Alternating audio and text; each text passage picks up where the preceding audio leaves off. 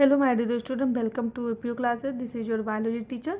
Today I will teach you 11th NCERT body fluid and circulation and we will continue.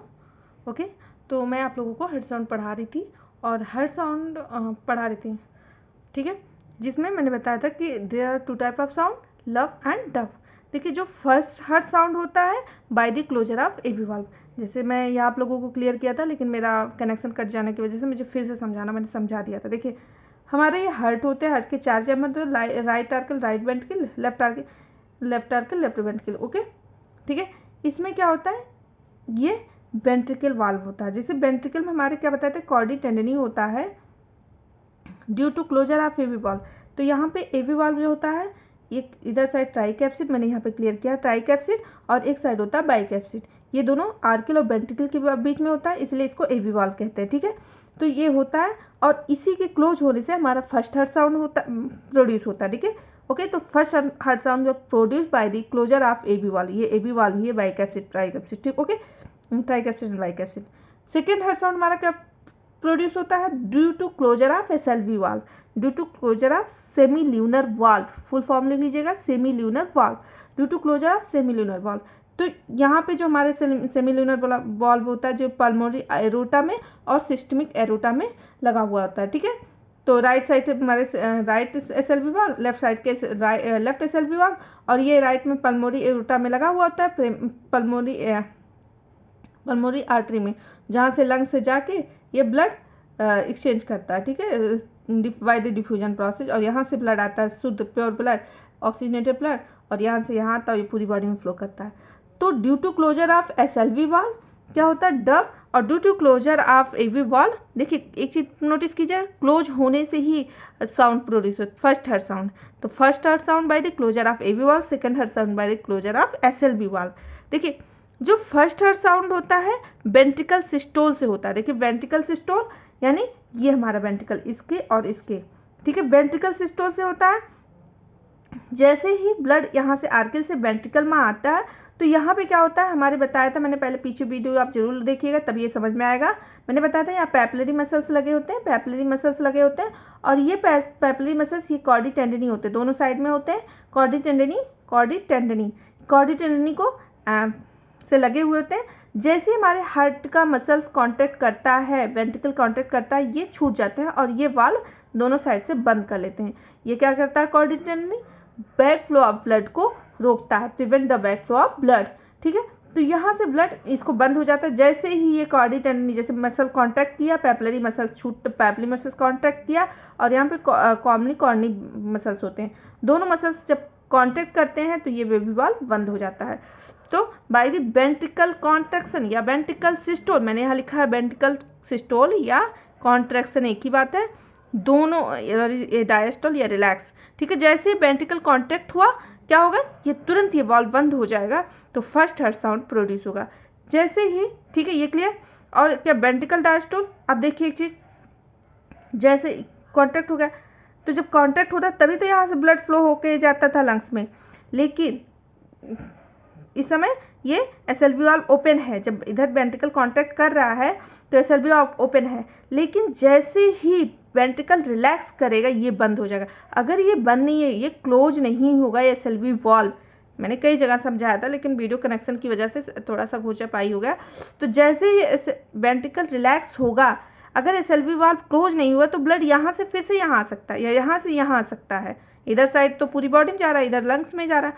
तो इसीलिए जैसे ही close होगा, इसके just close होने से रिलैक्स, जैसे ही रिलैक्स होगा, रिलैक्स होने के तुरंत इधर ये क्लोज हो जाएगा, नहीं तो बैक फ्लो हो जाएगा, ब्लड यहाँ से फिर से यहाँ आ जाएगा.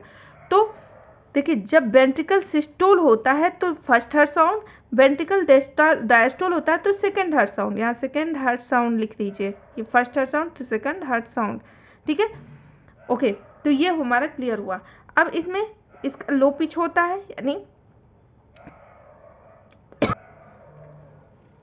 ओके इसका लो पिच होता है और इसका हाई पिच होता है. मतलब ये जैसे जो मेल में जो मोटी आवाज होती है उस तरह से ये लॉन्गर ड्यूरेशन का होता है, ये शार्पर ड्यूरेशन का होता है. ठीक है, ये डल होता है और ये शार्प, जैसे बच्चों और जो फीमेल्स की आवाज होती है जैसे शार्प, इस तरह से होता है. ठीक है, ये ड्यूरिंग वेंट्रिकल कॉन्ट्रैक्शन और वेंट्रिकल रिलैक्सेशन, मैंने दोबारा लिख दिया है ये चीज़, ठीक है।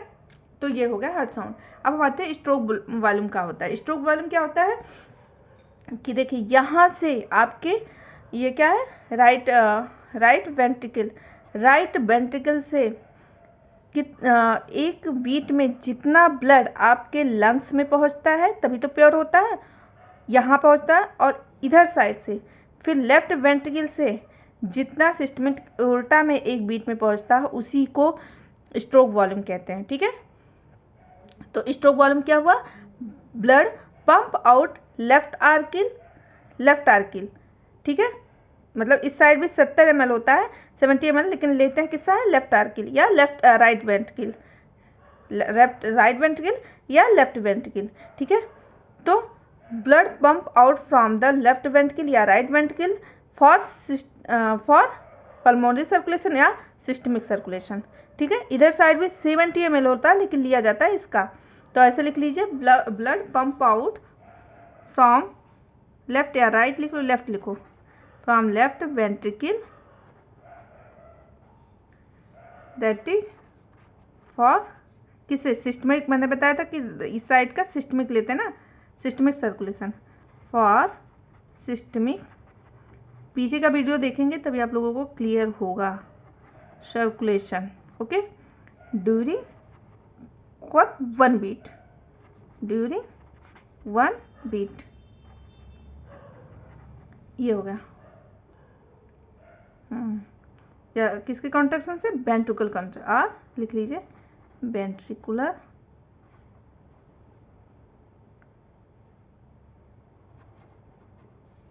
कॉन्ट्रैक्शन, ओके, लिख लीजिए अपने लैंग्वेज में, ओके। तो स्ट्रोक वॉल्यूम क्या होता है कि लेफ्ट वेंट्रिकल से जितना भी ब्लड एक बीट में फ्लो होता है उसी को स्ट्रोक वॉल्यूम कहते हैं। वो कितना फ्लो होता है, 70 ml। देखिए फ्लो, सर्कुलेशन फ्लो भी होता है, अरे पल्मोनरी सर्कुलेशन या सिस्टमिक सर्कुलेशन, जो लंग से रिलेटेड होता है उसको पल्मोनरी सर्कुलेशन, और जो आपके बॉडी से रिलेटेड होता है सिस्टमिक सर्कुलेशन, मैंने भी पहले ही क्लियर किया है, पीछे का वीडियो जरूर देखिएगा, जरूर तभी ये क्लियर होगा, ठीक है। तो 70 इधर से भी जाता है, 70, लेकिन काउंट इसका ही किया जाता है, 70 ml इसमें जाता है, वही 70 ml, तो यही होगा, ठीक है। अब कार्डिक आउटपुट बताते हैं आप लोग को, ओके। कार्डिक आउटपुट, अब नेक्स्ट डालिए कार्डिक आउटपुट। कार्डिक आउटपुट क्या होता है,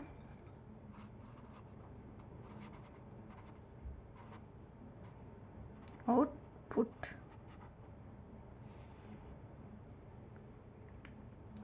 यही सेम, देखिए blood pump out from left ventricle 1 minute, यहाँ 1 बीट हुआ था, 1 मिनट में 72 बीट होता है, तो यहाँ पे होता है 1 मिनट, तो क्या होता है, blood pump out from left ventricle in 1 minute, left ventricle मतलब पूरी बॉडी में 1 मिनट में कितना ब्लड पंप होता है उसी को कार्डिक आउटपुट कहते हैं, ठीक है, क्लियर। तो लिखिए blood pumped out from left ventricle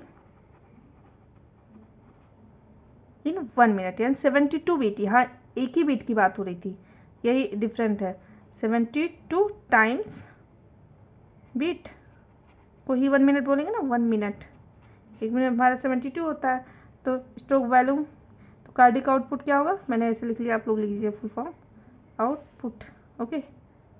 cardiac output क्या होगा, stroke volume into heart beat, कितना आता है, हार्ट बीट, यानी 70 ml इंटू 72 आएगा आपको, कितना आएगा, 50 40, ठीक है, यानी लगभग अप्रॉक्सीमेट कितना, 5 लीटर पर मिनट, क्लियर। तो इस देखिए स्ट्रोक वॉल्यूम क्या होता है, एक बीट में कितना ब्लड फ्लो होता है आपके लेफ्ट वेंट्रिकल से, उसको स्ट्रोक वॉल्यूम कहते हैं, और 1 मिनट में यानी 72 बीट में, यहाँ 1 बीट या 72 बीट में जितना होता है उसको कार्डिक आउटपुट कहते हैं। नाउ हम लोगों को ECG पढ़ाएंगे, ठीक है, ECG आपकी बुक में है, ECG, जिसको कहते हैं इलेक्ट्रोकार्डियोग्राम। ठीक है, देखिए इसमें क्या होता है कि जो हमारा कार्डिक साइकिल है उसका एक इलेक्ट्रिक ग्राफ रिकॉर्ड किया जाता है, उसी को इलेक्ट्रोकार्डियोग्राम कहते हैं। जैसे ये हमारा देखिए इलेक्ट्रोकार्डियोग्राम यही है। ठीक है,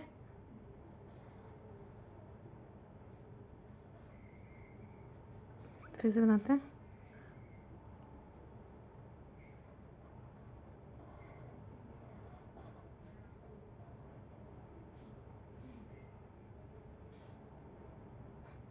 ठीक है, ये सपोज दैट ये है, ये पी वेव है, क्यू आर एस। ठीक है, एंड दिस इज टी।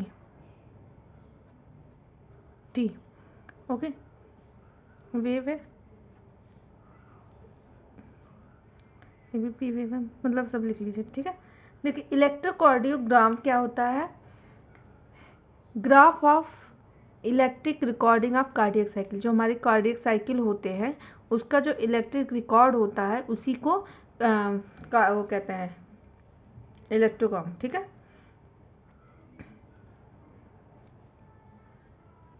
तो इसका क्या है, graph of electric recording, graph, sorry clear नहीं आ रहा,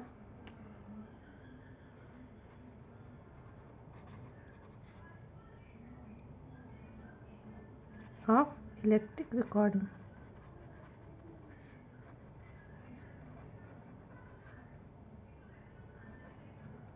ओके, अब कार्डिक साइकिल, मैं इसको फिर से बनाती हूँ clear. Cardiac cycle,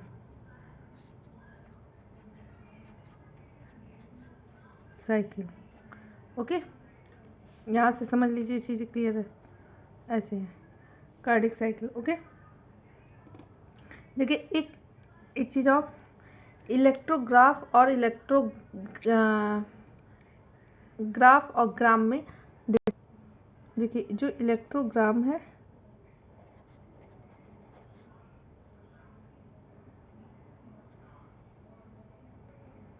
electro cardiogram एक होता है और एक ग्राफ होता है। इसको मैं फिर से समझाती हूँ आप लोगों को। कार्डियोग्राफ, देखिए दोनों में एक उल्टा समझिएगा। तो कि जो ग्राफ है ये इंस्ट्रूमेंट है जिससे इलेक्ट्रोकार्डियोग्राफ मतलब मेजरमेंट किया जाता है। ठीक है, ये एक इंस्ट्रूमेंट है और ये रिकॉर्ड है जो रिकॉर्ड किया गया है। ठीक है, रिकॉर्ड, जो ये रिकॉर्ड बनता है। ठीक है, तो ये इंस्ट्रूमेंट है। इसका जो ईसीजी मशीन, इसका जो इन्वेंटर कौन है, ईसीजी मशीन का इन्वेंटर कौन है, Einthoven father of ECG, father of ECG. Okay, देखिए अब इसको हम फिर से समझाते हैं यहाँ पे क्लियर कट करके, देखिए ध्यान से। देखिए इसमें क्या होता है, इसमें 4 वेव होते हैं ईसीजी में। देखिए इसमें क्या आता है, देखिए ये फी वेव है, फिर उसके बाद यहाँ पे क्यू उधर एक ग्राफ है। ठीक है, और ये आर पी एंड ये टी वेव है। ठीक है, सब वेव हैं। तो एक चीज़ देखते हैं, कुछ वेव आपके इसके ऊपर है और नीचे है। तो इसके जो ईसीजी के वेव होते हैं पॉजिटिव वेव, और जो ऊपर है सारे पॉजिटिव और नेगेटिव वेव। ये एस, हाँ क्यू आर एस, हाँ पॉजिटिव वेव क्या कौन है, जो पी आर और टी, और नेगेटिव वेव कौन है, क्यू एस। ओके, अब देखिए जिसमें ये जो पी वेव एक अलग वेव बनेगा, क्यू आर एस एक अलग और टी अलग। ठीक है, तो लिखिए देखिए graph of electric recording of cardiac cycle होता है ईसीजी, जिसमें इलेक्ट्रोग्राम रिकॉर्ड को बोला जाता है, इलेक्ट्रोग्राफ आपके इंस्ट्रूमेंट को बोला जाता है।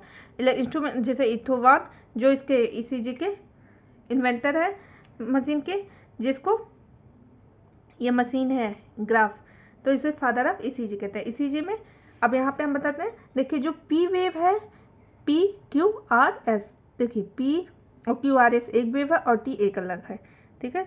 तो जो पी वेव है ये क्या होता है, क्यू आर एस लिख लीजिए पहले तो बताते हैं, एंड टी। देखिए जब एट्रियल सिस्टोल को पी वेव कहते हैं, और क्यू आर एस जो एट्रियल, उसके बाद आपके वेंट्रिकल सिस्टोल को, और यहाँ पे एट्रियल सिस्टोल, ये वेंट्रिकल सिस्टोल, और T ventricle diastole. Okay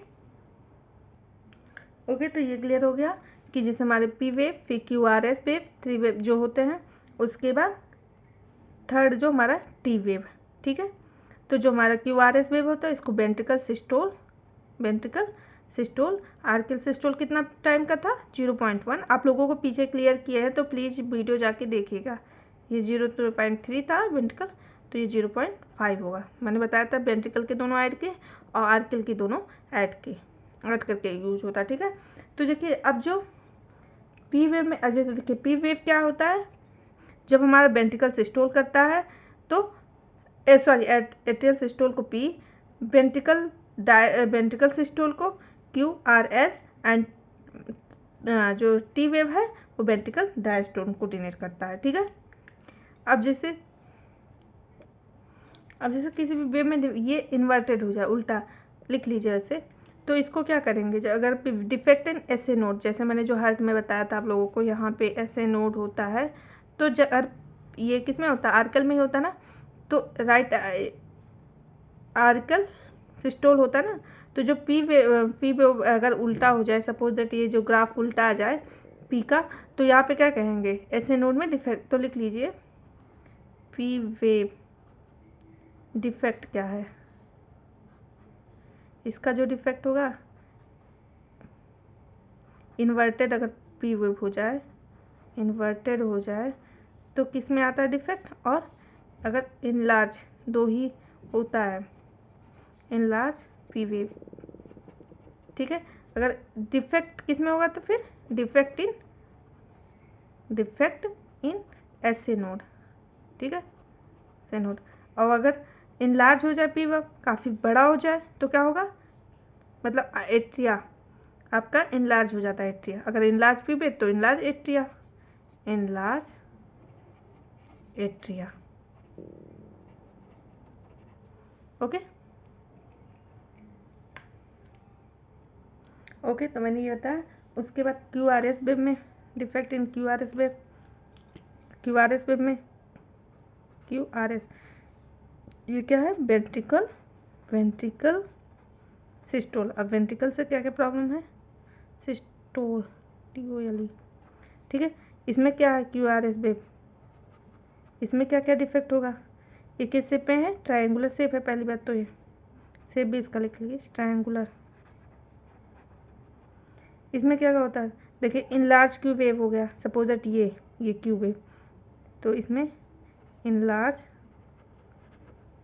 Q wave, ठीक है,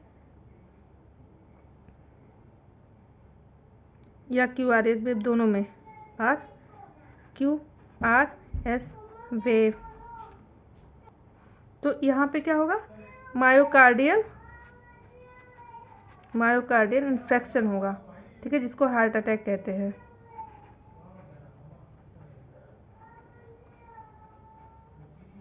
हार्ट अटैक, ओके।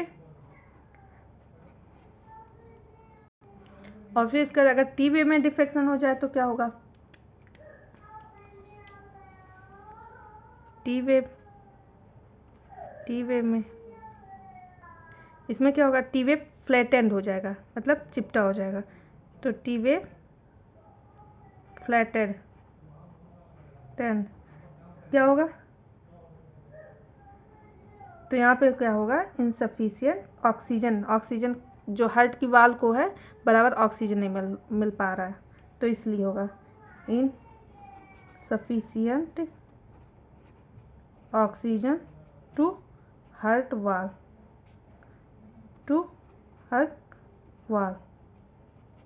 ओके, तो ये चीज़ें हैं। ECG में ये सब संबंध है जो आपकी बुक में दिया उतना तो मैंने क्लियर किया। एक चीज़ और कि ECG में ये भी क्वेश्चन आ सकता है, इसमें 3 लीड होते हैं, 3 इलेक्ट्रिक नोड होते हैं। मैंने ये चीज़ बताया आप लोगों को क्लियर, एक बार फिर से कर देते पहले तब उसको बताते हैं। देखिए जैसे इसमें होता है पी वेव होता है, फिर QRS और टी वेव होता है। जो पी वेव होता है एट्रियल सिस्टोल को डिनोट करता है। पी वेव से क्या प्रॉब्लम होती है, इन्वर्टेड अगर हो गया, अगर ये इन्वर्टेड उल्टा हो गया तो ऐसे नोड इनफैक्ट क्या होता है, ऐसे में डिफेक्ट होता है, ठीक है, प्रॉब्लम ऐसे नोड अगर ये अपोजिट हो गया। और इनलार्ज हो गया तो इनलार्ज एट्रिया जो आपका आर्किल होता है ये इनलार्ज हो जाता है। ओके, सेकेंड हम आते हैं QRS वेव में। QRS वेव में वेंट्रिकल सिस्टोल, ये हमारा जो वेंट्रिकल है इसके सिस्टोल को QRS वेव डिनोट करता है। ठीक है, ये बता रहा है कि वेंट्रिकल सिस्टोल करता है। अगर ऐसा ग्राफ आपको दिख रहा है तो उसमें वो कैसा होता है, ट्रायंगुलर शेप में होता है। और इसमें क्या होता है डिफेक्ट, इसका डिफेक्ट क्या है, इनलार्ज हो जाता है क्यू वेव और QRS वेव। तो इसमें माइक्रो जो हार्ट अटैक होता है इसी की वजह से होता है। तीसरा हमारा टी वेव होता है। टी वेव अगर फ्लैटेड हो जाता है, इसमें ये प्रॉब्लम होता है, तो यहाँ पे ऑक्सीजन नहीं मिल पाता है, ऐसे हो जाता है टी वेव। ठीक है, तो ऑक्सीजन जब रेगुलर नहीं मिल पाता है तो क्या होता है, insufficient oxygen to heart wall, क्या होता है, इसमें ऑक्सीजन नहीं मिल पाता है। एक चीज़ और, ये भी क्वेश्चन कहीं पूछा जा सकता है कि इसमें इलेक्ट्रिक नोड कौन से, 3 इलेक्ट्रिक नोड लगे होते हैं, 3 इलेक्ट्रिक नोड। ओके, ये लिख लीजिए, जिसमें 2 आपके 2 लीड नोड कह रहा है, सॉरी लीड, जिसमें आपके 2 लीड आपके वृष्ट में लगे होते हैं, 2 वृष्ट एंड 1 एंकल। ओके, ये भी लिख लीजिएगा, पता नहीं क्या क्वेश्चन आ सकता है इसलिए मैंने इसको भी लिखा दिया। अब today I will finish my class here, और मैं आप लोगों को नेक्स्ट एक वीडियो में आपका ये चैप्टर फिनिश हो जाए, फिर मैं आप लोगों को क्वेश्चन आंसर कराऊंगी, ठीक है, इस चैप्टर के। और प्लीज़ मेरी वीडियो को लाइक कीजिए, सब्सक्राइब कीजिए और मुझे मोटिवेट कीजिए, जिससे मैं आगे आप लोगों को वीडियो प्रोवाइड कर सकूं। तो thank you for watching my video.